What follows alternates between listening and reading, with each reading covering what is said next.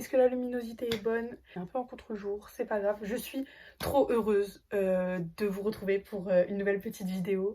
Le vlog à Budapest avec Léna. On est samedi, il est... j'ai pas de montre. Il doit être aux alentours de 16 h. Léna est partie à Vienne, elle est arrivée même. On vous mettra des petites photos et tout, ça a l'air vraiment trop beau. Je suis un peu jalouse. J'aurais trop voulu être avec elle, vous faire visiter aussi Vienne, mais ce sera pour un prochain voyage du coup. Salut, c'est Léna dans le vlog de Julie. Là je suis arrivée à Vienne. Finalement j'ai pris un avion parce que mon train a été supprimé genre 2 jours avant. Et du coup je viens d'arriver en avion à Vienne. Et là j'ai pris un ticket pour aller dans la ville en train. Voilà.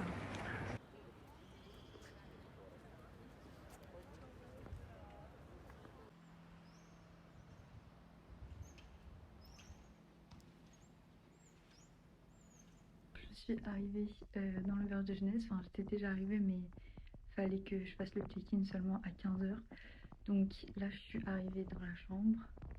Voilà, je sais pas si on voit bien. Il n'y a personne pour l'instant. J'espère qu'il n'y aura pas trop de monde. Mais bon, au pire, c'est pas grave. Il y a des petits rideaux et tout, donc ça c'est pratique.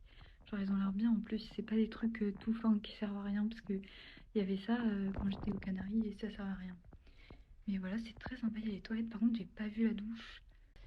C'est vraiment hyper pratique. Il y a un casier où il y a déjà le cadenas et tout. Ça aussi c'est bien. Voilà. Moi je suis dans ma chambre, c'est un bazar pas possible, j'ai pas fini mon sac. C'est le bordel, mais c'est comme ça que je m'organise. J'étale un peu tout par terre, comme ça je m'y retrouve mieux. Mon père m'a prêté son sac d'alpinisme, parce qu'il faut que je m'entraîne pour cet été là, à avoir un sac à dos et pas une valise de princesse. Donc sac à dos, j'ai acheté des petites claquettes, parce que c'est trop bien. En fait c'est nécessaire dans les auberges de jeunesse. Cet été j'en avais pas, et c'est trop chiant en fait d'être avec ces chaussures de randonnée toute la journée. Voilà, je suis pas encore sponsorisée malheureusement, mais c'est des petites claquettes Decathlon, 10 €, ça fait largement le taf.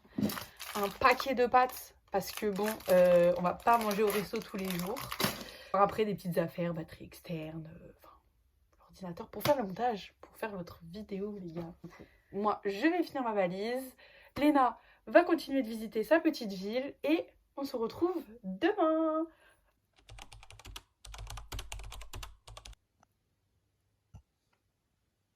Hop là, transition trop cool. J'espère que vous m'entendez bien. Il est 5h30 du matin, je me lève pour aller faire du pain. Et moi, je vais à la boulangère. Bon, désolée pour la luminosité. Il est 6h du matin, je commence le travail à 7h. Je me suis levée vraiment super tôt parce que, je sais pas vous, mais moi j'arrive pas à dormir bien quand il y a un événement qui me hype de fou. Donc, je me suis levée à 5h comme je vous ai dit. Voilà, petite balade matinale pour aller poster cette carte postale que j'ai retrouvée en faisant ma valise pour Budapest. Je suis censée envoyer cette carte à mes grands-parents depuis août. Donc là c'est le moment, je pense que ça fait assez longtemps qu'ils ont attendu. Et puis bah ils la recevront cette semaine et la semaine prochaine ils recevront Budapest. Hop, bon voyage la carte postale. Bisous bisous papy et mamie. Mon sac est prêt, il est énorme. J'ai plein de petits patchs des différents pays où j'ai été à coller dessus. Je sais pas si ce sera mon sac définitif de voyage, donc au pire je les épinglerai. Il est 16h30 et c'est l'heure de partir.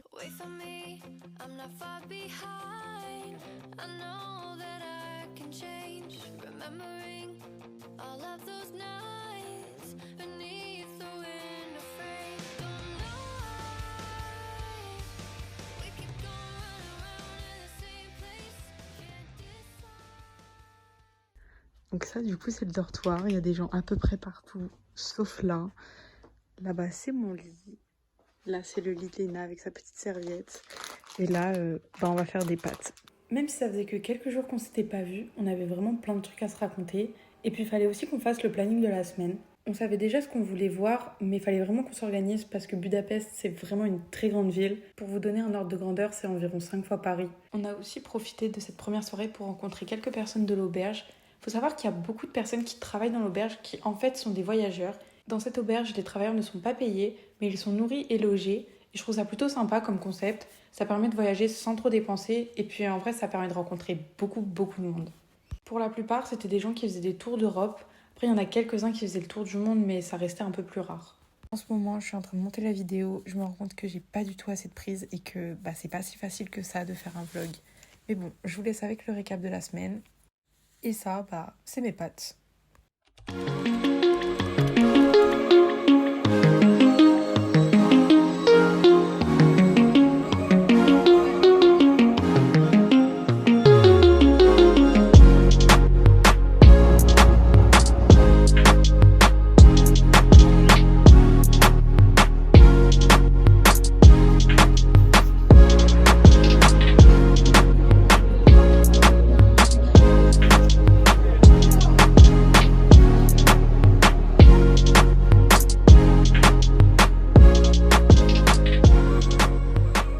Vous avez ce qui est pour moi en tout cas le plus beau bâtiment de Budapest. L'architecture est juste incroyable et s'il y a bien une chose que vous ne devez pas louper si vous y allez, c'est le Parlement.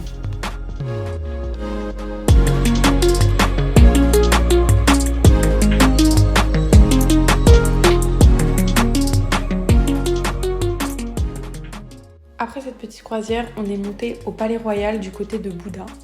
Encore une fois, l'architecture était splendide et on avait une super belle vue sur la rive gauche du Danube. Et comme il n'y a jamais de bon voyage sans mésaventures, je vais vous raconter 2-3 petits trucs qui nous est arrivés. Sur le moment, honnêtement, c'est assez chiant. Mais bon, ça fait des choses à raconter quand on rentre et c'est plutôt drôle avec le recul. Donc ça, c'est nous à 6h du matin. Faut savoir que ça faisait déjà 1 heure qu'on était réveillés parce que dans notre chambre, il y avait des Écossais. Ils parlaient super fort. Ils sortaient toutes les nuits, ils rentraient à 3-4 heures du matin et ils faisaient le petit débrief de leur soirée comme s'il n'y avait personne dans la chambre. Vous le savez peut-être pas, mais j'adore dormir et le fait d'être réveillée comme ça en pleine nuit, ça me rend tellement aigrie. Au début, j'osais rien dire, mais à un moment, j'ai sorti mon meilleur accent anglais et je leur ai demandé de se taire. 2 minutes plus tard, ils ont repris la conversation comme si de rien n'était, donc on a abandonné avec Léna et on est descendu. Après tout, ce sont les aléas des auberges de jeunesse et puis avec le recul, ils étaient vachement sympas. Ils avaient juste un peu bu et ils se rendaient peut-être pas forcément compte qu'ils parlaient vraiment fort. Quand les Écossais sont partis, on s'est dit qu'on allait enfin passer une bonne nuit, mais ça c'est parce qu'on connaissait pas encore les gens dans notre chambre. Entre ceux qui se pécho, ceux qui font leur valise en pleine nuit et ceux qui, même en chuchotant, continuent de parler jusqu'à pas d'heure, je vous avoue qu'on n'a pas beaucoup dormi de la semaine. Le dernier soir, on est sorti dans un bar, on s'est dit comment on n'entendrait pas les gens papoter toute la nuit et on est rentré que le lendemain à 6h du matin pour récupérer nos sacs à dos et filer à l'aéroport. Ça nous a fait assez rire de voir que les Hongrois écoutaient du SCH et du Niska en boîte.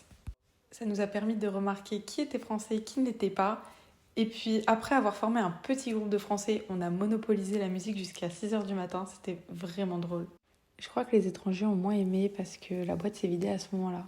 Dans un autre domaine, mais bon à savoir, avec Léna, on a goûté les meilleurs avocado toast du monde entier. Et je ne mens pas quand je dis les meilleurs du monde. Donc si vous allez à Budapest, en plus du Parlement, il faut absolument que vous alliez au Velvet Café. C'est vers la station de métro Octogone et franchement ça vaut le détour. Et voilà, c'est déjà fini. J'ai adoré faire ce voyage avec Léna. Et comme on peut le voir sur cette vidéo, j'étais des vacances vraiment fatigantes. Là, on est en direction de l'aéroport et puis on se retrouve pour un nouveau voyage.